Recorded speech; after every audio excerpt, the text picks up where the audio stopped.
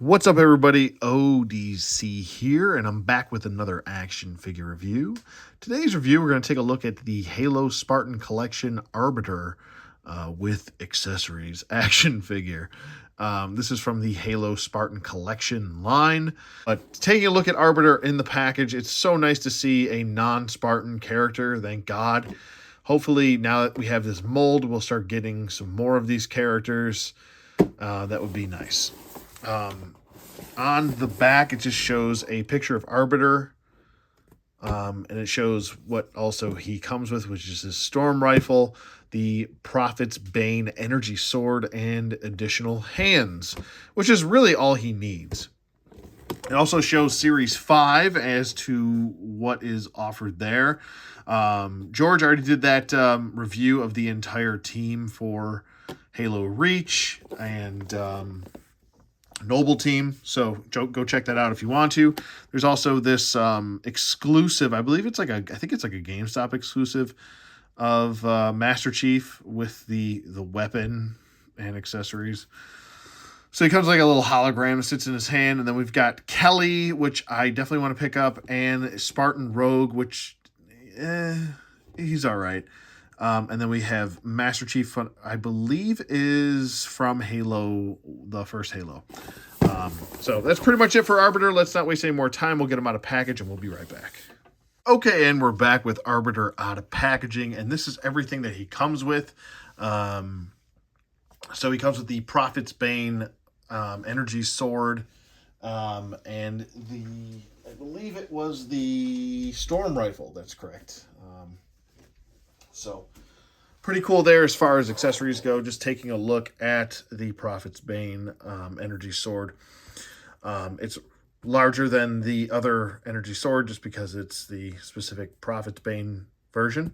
Here is some of the sculpt and detail on there. Very minimal paint detail as far as that goes. There's some paint detail where the grips are on the inside and the outside of the sword. Little divots right here on both sides of the sword, and then we do have this nice translucent kind of goldish, yellowish blade, excuse me. And then we have the storm rifle right here. Looks really good. There is just it is a gray plastic with I want to say almost like a pearlescent blue on there. I'm not sure what kind of blue, but it is like a pearlescent style blue there. And there is I think this might be a porthole. Let me see. Yeah, that actually is a porthole for some sort of maybe energy blast or something like that effect. Maybe you could use it from Marvel Legends line or something like that, or Valaverse or whatever. Next up, we've got the hands. Now, he comes with, obviously, the two hands here. Then he comes with 3 of his right hands and 2 left hands. I'm surprised they didn't kind of even that out with 3 extras for both left and right. Little odd there. There's also this kind of like weird hitching for a ride here, thumb up, and it's a very flat palm, kind of like a bitch slap hand, I guess. And then next up we have the fist right there. And then we also have a fist for the right hand, which has sculpting on it because the right hand does have some armor on there. And it's just a kind of like a brownish, like almost like a copper bronze. I should just say copper or bronze tone to it. And then here's the gripping hand for the rifle or the sword. And then here's another gripping hand for the rifle or the sword. I want to say this is more the sword, and this one's more the rifle, because this looks like more of like a pistol grip, and this looks more of like the sword grip. So I don't know. Personally, I would have preferred if they would have given us the sword hand on the right and the storm rifle hand on the left, or vice versa. At least so we don't have to kind of, really stick with one or the other. This flat palm hand on the left doesn't really help with too much. He doesn't really want to hold anything like with this hand doing that. And he certainly isn't going to hold the storm, or the storm rifle, or the, what you call it, the prophet's blade with this. So you're kind of like stuck with picking one or the other for him to hold. I guess you could try and use this. Maybe it just looks stupid like that. I'm just not feeling that at all. I think this is not really well thought out as far as the hands go. It's great to have extra hands, but you want to make sure that, you know, the figure can hold all the weapons. Even if it looks silly, the storm rifle looks very small in his hand, by the way, once you get it in there. What I actually like to do with some of my extra hands, so I don't lose them and stuff like that, obviously you want to bag them up. But what I also like to do is I like to kind of fit, if I have extra hands and such like that, because extra hands are kind of a pain in the rear end. I love having the option for extra hands, but sometimes, I will tell you this, sometimes extra hands are more of a burden at times, just because you have to put them in some sort of storage. So what I'll do is I'll just attach the weapons to the hands permanently and just leave them there, because that's essentially what they're there for anyway. And then we'll pop this set of hands in there, just like so. And I mean, the storm rifle could be one-handed for Arbiter. That's essentially why I was like, oh, you know, they really should have just kind of given this to the left hand. So then you have your, you know, storm rifle, or the, I keep saying the opposite of what I want to say. The prophet's blade.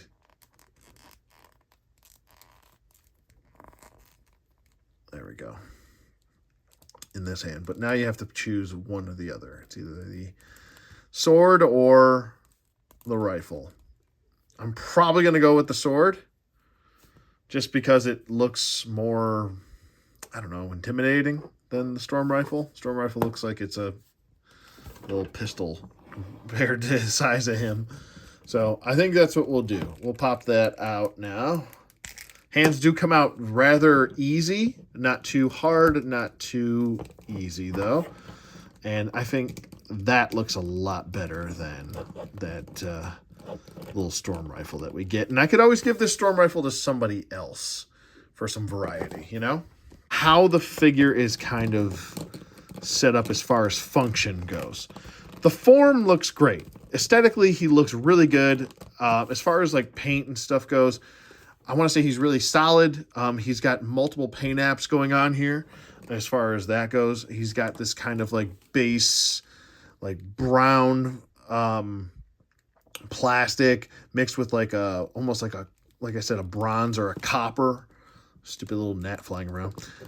Bronze or a copper. And then we've got some white going down his armor for his thighs.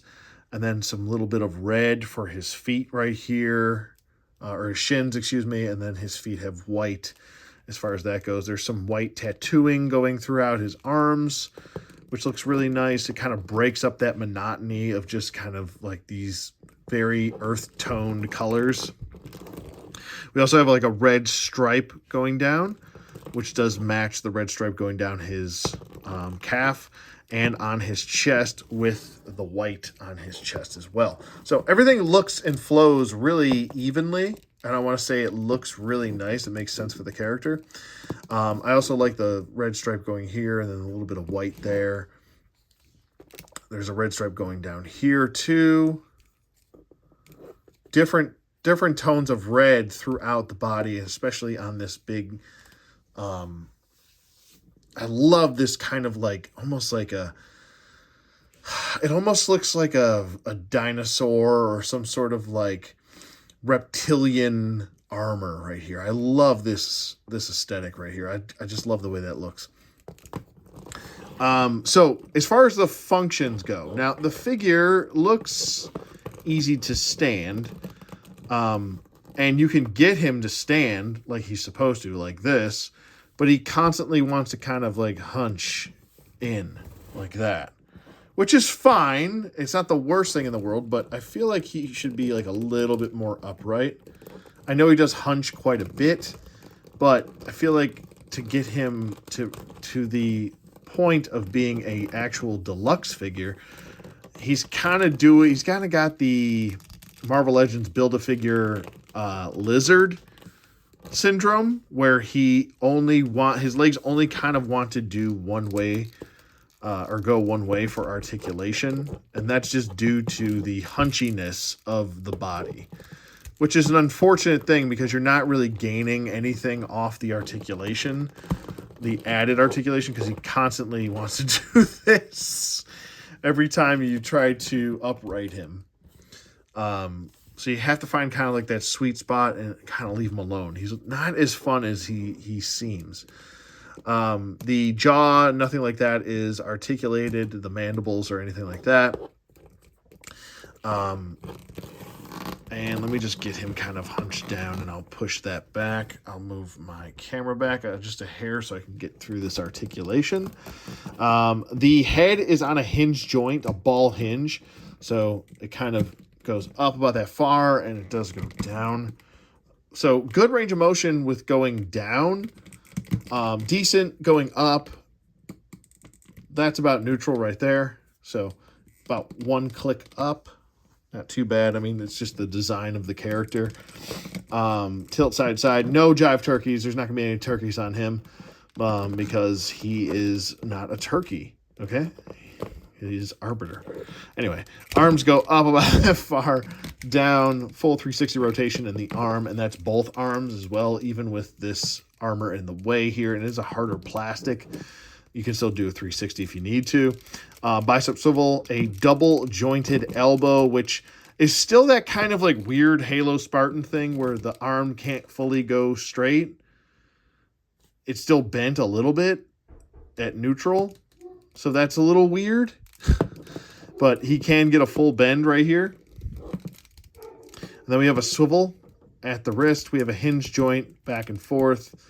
We also have a swivel at the wrist here and a hinge joint. They're both lateral hinge joints for both sides. Let's see the range of motion on the armored side. See how it's kind of bent at neutral? There's the double joint. Great double joint, but it's still doing this weird bend thing. I don't know why they can't get arms to go straight. We have a pivot at the diaphragm joint. We don't have a swivel, but we kind of have a swivel at the waist a little bit. It's not really there. There's a cut joint there, but it's not really utilized. It's kind of typical of these Halo figures is that the articulation's not fully utilized. He is a little bit loose in the upper torso, and there's actually some scraping going on here on mine, if you can see that right there. So that's something to also point out, is that there's a lot of plastic rubbing. And if you want to get him to kind of stay more upright, it's kind of hard to do because these hips are so loose. It's kind of tough. But you kind of have to work with this upper torso and then work with the lower, the hips as well. His legs can go forward about that far. They can go back, not really due to the sculpting of the rear end. Getting in the way. He does have an upper thigh swivel. It's hard. It's an awkward thigh swivel because it's kind of like swiveling on an angle. And then he can do the splits about that far. And then he, like I said, he does have a single jointed knee. It doesn't really get all that crazy range of motion just because the way his anatomy is set up. And then he does have another ball joint at the, I guess, second knee joint right there. And then he does have a hinge joint at the foot, which can go back and forth, and it can't really, well, it can swivel a little bit, kind of like jiggles a little bit. It's not like a true ankle pivot, but it can get his feet flat. That's kind of the important part, is getting those feet flat. Like I always say, work from the feet up when you're posing. That's the best advice I could possibly give somebody. Work from the feet up. Obviously, if the upper torso or the hips are so loose, I mean, it's going to be hard to kind of get him upright. But if you just keep working with it, it'll kind of fix itself. And he's going to want to take a nap. See? That's what I'm talking about, man. Some of these This toy line is just, it's so close. I keep finding myself saying that. It's like you're so close. Like the sculpt, the aesthetic, the fun feel of the figure is nice. It's just like the functionality of some of these are just way off. They're like still like a couple years behind. And it's just like you gotta really find that sweet spot. You almost have to make him shorter. He has to lose ground, you know? So not the best with articulate or range of motion, excuse me. The articulated points are there, but they're kind of weird on him too. Like I said, he's a beautifully sculpted figure, and like I said, aesthetically, visually, he looks great. He looks big, he looks menacing, he looks like a threat, like he's supposed to. And eventually becomes a friend. It's like almost like a love-hate thing, you know? The enemy of my enemy, you know? Okay, first up, we've got Lion-O from the Super 7 toy line. Next up, we've got a NECA figure in the form of the Phantom.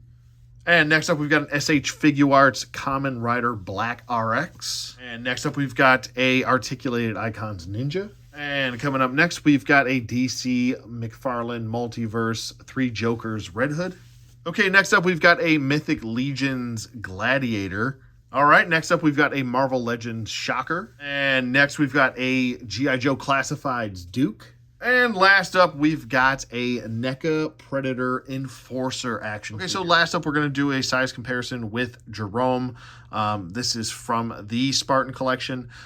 He is actually featured in the strategy game Halo Wars and Halo Wars 2. Actually, one of the few strategy games I actually enjoyed and played through entirely. And Jerome is actually, I think he's pretty much my favorite character as far as the Spartans go. He's awesome. And it'd be cool to see more lore on Jerome in the future as far as video game, him being the focus for once. Okay, so for my final thoughts on Arbiter from the Halo Spartan collection line. He's just, yet again, just not that fun. I have to be honest here and objective. He really struggles as far as getting into dynamic poses and stuff like that. This is kind of all I could do. And I don't consider myself a horrible poser, but I don't consider myself the best poser in the world either. But good Lord, you literally have no torso swivel at all. This whole torso section is deemed unworthy. It is deemed absolutely useless. There's no swivel at the waist. You can't pivot the head to the side so you can look this way at all. It's just straight up and down, and that's it. Like I showed through articulation. The hips are extreme problem. This should have been re-engineered. This needs to be re-engineered, but it should have been put through a more rigorous process as far as engineering goes. Looks good. Minimal posing. I want to say the Spartans are probably getting much better poses than he will. He's just going to kind of want to stand there like a brute. And that's about it. Maybe that's good for most people, and that's fine. But usually when you have all these points of articulation and, it's a figure that's just coming out in 2022, you would expect a little bit more from him. And that's what I was hoping for, and I just don't have it. Unfortunately, that's kind of been the theme with this toy line. It looks great, but once you get it in hand, you're like, oh, man, you're so close. And it's just the ongoing theme. It's frustrating because I want this line to be really good. Unfortunately, I don't know if I can necessarily recommend this. I have to be honest. I don't think it's worth the extra bucks. If you can get them on sale, I would say go for that. I'm hoping McFarlane gets the rights back to this and we can get the actual ultimate version for this brand for toys, excuse me. But I don't know. I had to be as honest as possible and just say, totally pass on this guy unless you get him for sale price. So I'm going to go with a want, 2 thumbs down, and I would say pass. He's probably a character that you really want, and especially in this scale, he's tempting, but just be patient, wait for the sale. I think he'll drop in price, and let me know in the comments below, and I will see you guys on the flip side.